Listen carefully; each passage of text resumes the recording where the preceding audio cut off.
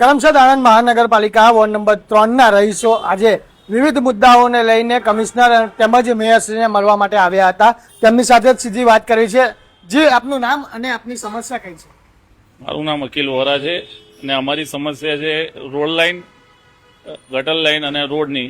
અને અત્યાર સુધીને અમારું જે ગટર લાઇનનું કામ કરેલું છે 8 મહિનાથી એ કામ બંધ છે ને તો એના રોડની અત્યારે સમસ્યા બહુ ખરાબ થઈ ગયેલી છે. બીજું કે આવવા જવામાં તકલીફ પડે છે તો એના રહીશોને, એ અમારી મોટી તકલીફ છે. અને ગટર લાઇનનું જે કામ અધૂરું મૂક્યું છે એ ગટરનું લાઇનનું કામ પૂરું કરવાનું છે.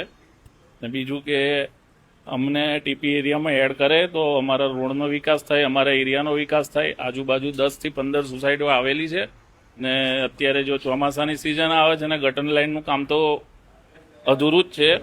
ને બીજું કે રોડ બી બહુ તૈના ખરાબ થઈ ગયેલા છે.